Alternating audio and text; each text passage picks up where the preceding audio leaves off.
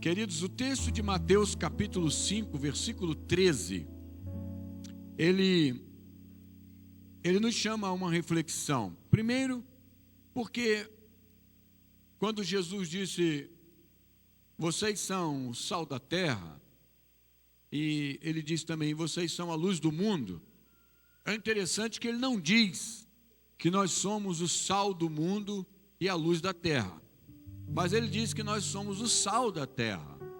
E por que não somos o sal do mundo? Porque se ele tivesse dito também, olha, vocês são o sal do mundo, nós entenderíamos como aqueles que foram chamados para temperar a vida. Mas ele diz, vocês são o sal da terra. É porque no tempo de Jesus, o sal tinha muitos valores. Um deles era o próprio salário. A palavra salário veio do sal, porque os romanos recebiam parte do seu salário com sal. Também existia, o sal era usado para fazer alianças inquebráveis. Uma aliança de sal era uma aliança que não poderia se quebrar jamais entre duas pessoas, porque a quebra de uma aliança de sal implicaria em morte do infrator. Mas também porque o sal, ele de fato sempre foi usado para temperar. Ninguém nota muito a presença do sal. Eu não conheço ninguém numa mesa que comendo uma comida deliciosa e saborosa, diz, que comida deliciosa, qual o sal que foi usado? Ninguém quer saber do sal que foi usado.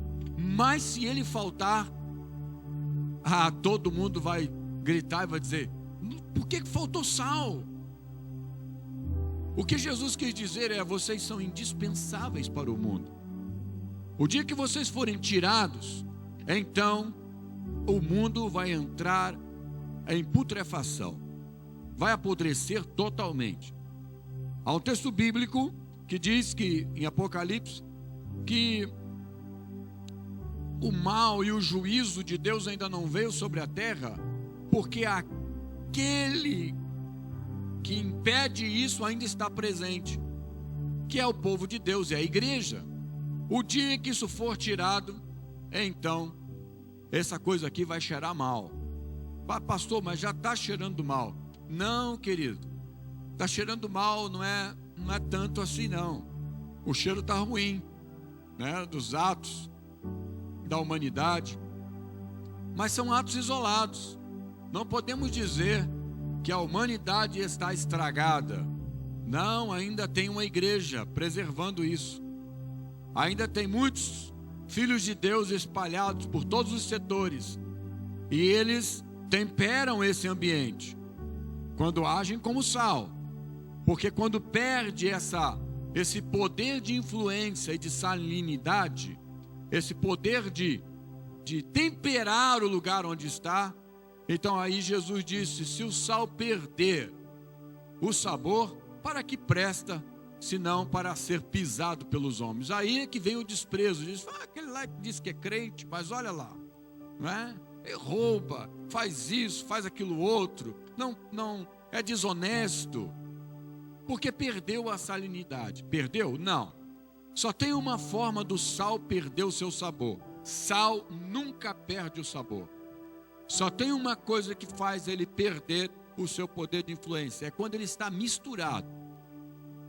Aí misturou, acabou. Isso nos fala da maneira de viver no mundo, temperando, conservando, mas sem se deixar perder o seu poder de influência, sem deixar perder o seu poder de influenciar o lugar onde você está. É quando as pessoas olham para você, e não é por causa dos costumes religiosos que notam que você é diferente, não é por causa do seu cacuete evangélico, é por causa da sua atitude de amor, é por causa da sua forma de ser, é a sua forma de dizer as coisas e dizer a verdade, é a sua forma de cumprir seus compromissos, é a forma de você perdoar, amar, é a sua maneira como você lida com as autoridades, como você lida com os seus pais, lida com os seus professores, lida com os seus patrões, é a forma como você lida com os seus empregados, é a forma como você trata aquele que é seu sócio, é a forma como você lida com essas coisas. Então, o poder de influência. Agora, por que ele diz que é sal da terra? Porque o sal também era usado e era lançado sobre, pasme, mas o sal era lançado sobre os excrementos.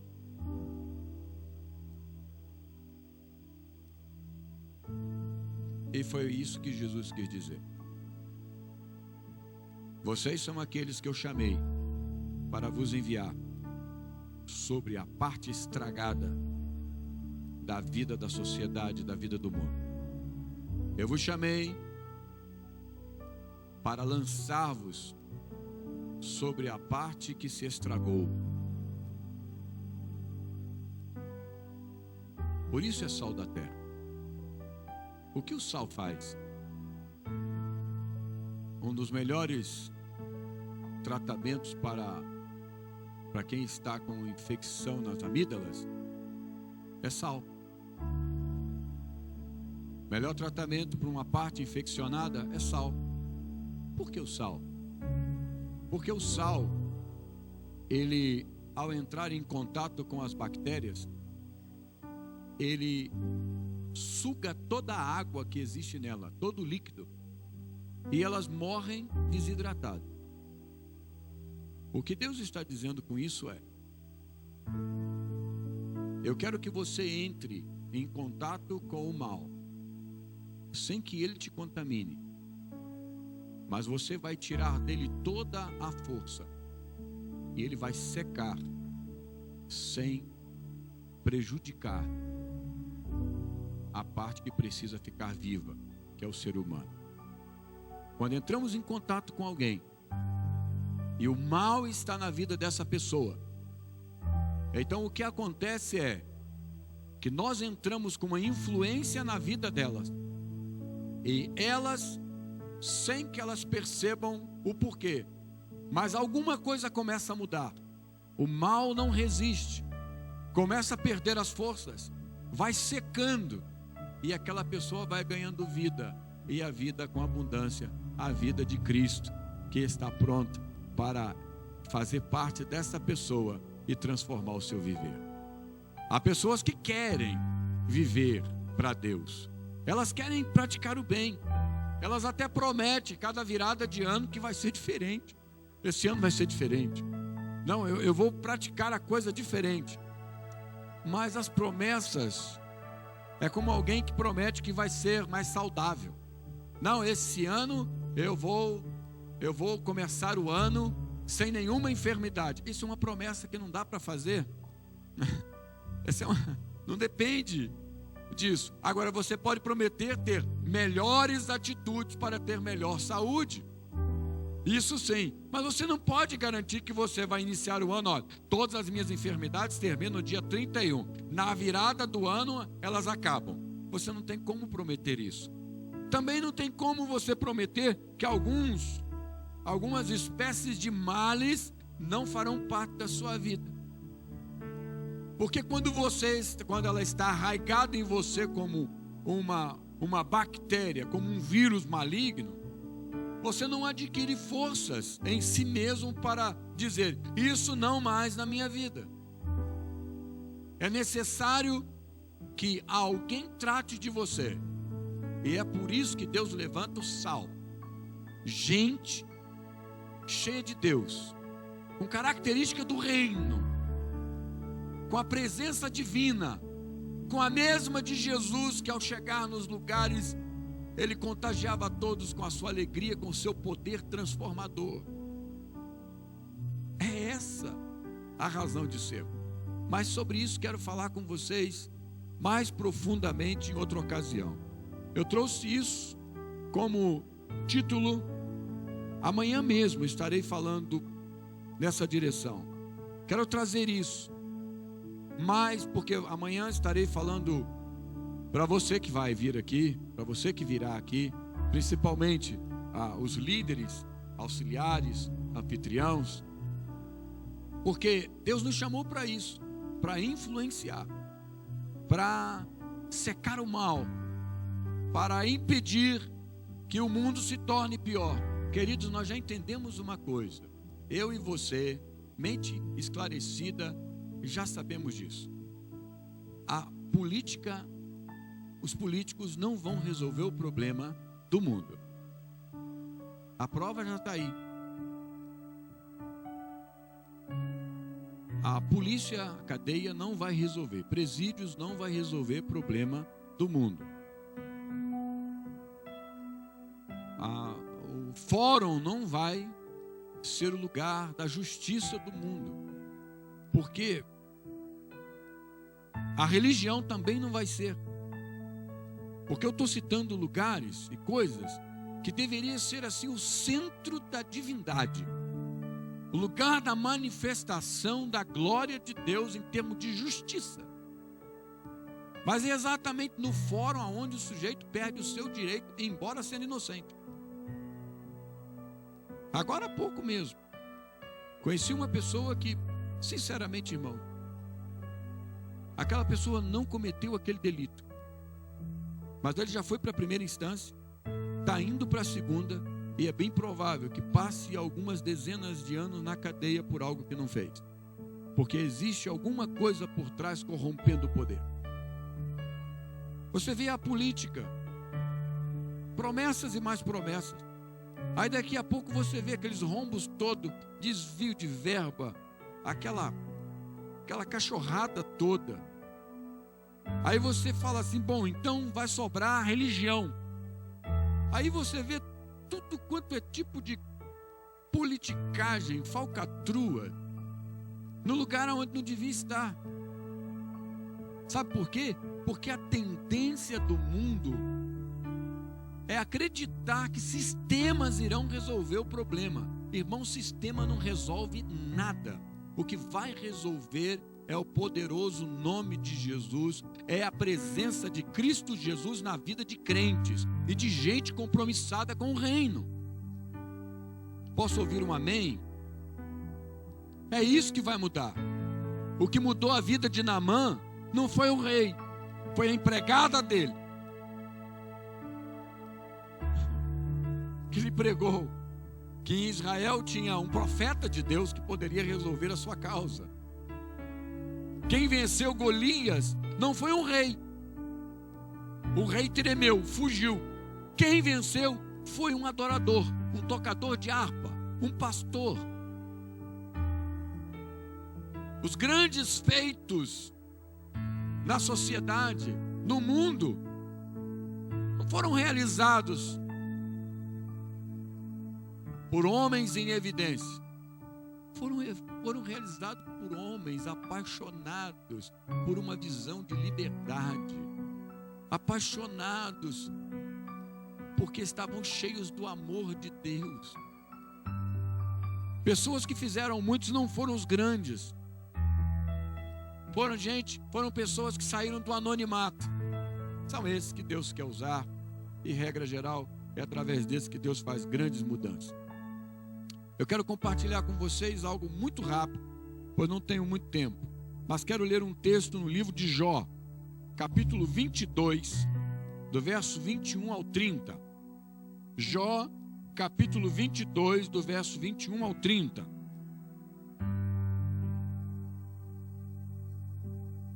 Aqui nós vamos aprender o caminho da felicidade. Diz assim o texto. Está aí, ó. Sujeite-se a Deus, fique em paz com Ele, e a prosperidade virá a você. Olha, parece que a carta foi escrita ontem, né? Está com um cheiro de tinta ainda divina. Não envelhece.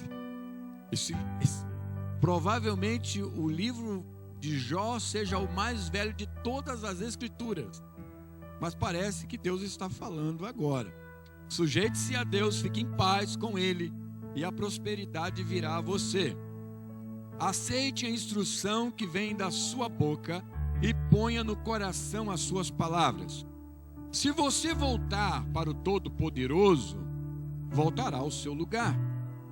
Se afastar da sua tenda a injustiça, lançar ao pó as suas pepitas e o seu ouro puro de Ofir, as rochas dos vales, o Todo-Poderoso será o seu ouro, será para você prata seleta.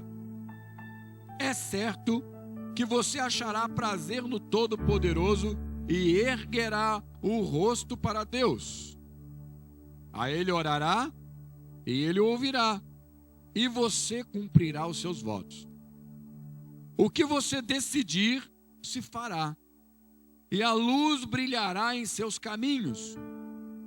Quando os homens forem humilhados e você disser, levanta-os, Ele salvará o abatido, livrará até o que não é inocente, que será liberto, graças à pureza que há em você, nas suas mãos.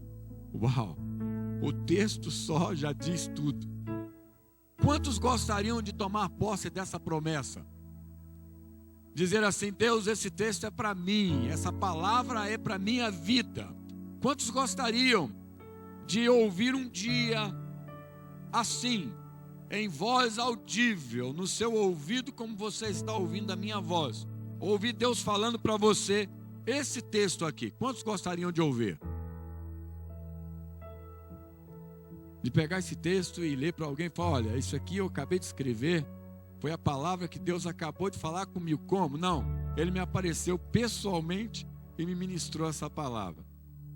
Queridos, esse texto é um texto, uma palavra dita por um dos amigos de Jó, chamado Elifaz. Jó, um homem próspero do Oriente, temente a Deus, justo, e ele muito rico. E um dia, ele sofreu uma avalanche de desgraças. É tanto que hoje há um provérbio lá fora que diz, aquele dali sofre que nem Jó. Às vezes as pessoas nem sabem direito o que Jó passou. Não é Jô, é Jó. As pessoas não sabem nem direito o que Jó passou. Mas só para você ter uma ideia, se você ainda não sabe, foi o seguinte. Jó tinha uma família grande, muitos filhos, rico, muito rico, muito rico. Um homem afamado, que se assentava na porta da cidade e as pessoas de idade iam pegar conselho com ele. E os mais jovens, todas as vezes que passava, se inclinava, como vai seu Jó? Era um homem que gozava de muito respeito. Mas um dia, ele foi vítima de uma trama diabólica. E Jó amanhece como que com uma coceira de um carocinho no peito do pé. E quando chegou a noite, aquele negócio já tinha virado uma chaga do alto da cabeça à planta dos pés. Mas antes disso, algo lhe aconteceu que foi mais pavoroso do que isso. Foi que de uma só vez, todos os seus empregados, os que restaram, vieram falar com ele, dizendo, Jó, os seus camelos foram roubados, as suas ovelhas foram roubadas, seus animais foram roubados, tudo que ele possuía foi levado. Para piorar, alguém veio trazendo uma notícia. Seus filhos estavam todos se banqueteando, felizes. Veio um vento, um redemoinho, deu sobre a casa, todos morreram. Jó viu todos os seus filhos encarreirados, cada um no seu caixão mortuário. Ele sepultou seus 10 filhos num só dia. Toda essa desgraça lhe abateu, veio sobre ele. Jó, o que ele fez teve uma atitude correta. Ele arrancou sua barba, na aflição, ele se prostrou e disse algo, a intenção excelente, Eles, sem entender o porquê isso estava acontecendo, sem entender que havia uma trama diabólica, porque o diabo é quem tinha provocado e tinha alcançado uma permissão para agir dessa forma, para testar a fé de Jó. Jó se ajoelha e diz: tudo Deus me deu, tudo Ele tirou, louvado seja o nome dEle. A sua esposa, que a gente às vezes quer acusar e dizer: puxa, a mulher aí igual a mulher de Jó, porque ela falou besteira. Ela, vendo a aflição do seu marido, porque pouco tempo depois ele adoeceu de chagas da cabeça aos pés. Há um texto do livro de Jó que é de dar assim, dor nos ossos, dói até a dentadura da alma, porque ele relata que ele estava raspando a sua pele com um caco de telha. Ele não conseguia deitar na sua cama. Ele diz: a minha mulher não suporta o meu mau cheiro. Todos se afastaram de mim. E os amigos de Jó, ele tinha 3 amigos que foram visitá-lo e viram a aflição desse homem, que foi tão grande que nos 7 primeiros dias eles tiveram uma atitude correta. Ficaram calados. Mas depois de 7 dias eles queriam dizer alguma coisa para tentar ajudar o seu amigo, e no final eles falaram tanta besteira. Eles o acusaram de que ele estava passando por tudo aquilo, alguma coisa de errada tinha na vida dele. E então eles abrem a boca e o acusam. Mas entre essas acusações está esse texto aqui, que embora não encaixasse na vida de Jó, mas ele serve para uma grande reflexão para nós, porque são palavras verdadeiras. E a gente aprende algumas coisas aqui. Preste bem atenção. Primeiro, é que fracasso nem sempre tem explicações nos nossos erros. Eles também advêm de tramas malignas. A questão é, você deve perguntar sempre que estiver sofrendo alguma coisa, eu estou colhendo ou estão plantando em mim? Porque nem tudo é colheita. Às vezes é alguém plantando mal na sua vida. Se é alguém plantando mal, alegre-se, porque mais cedo ou mais tarde Deus vai levantar a seu favor. Porém, se é colheita, arrependa-se,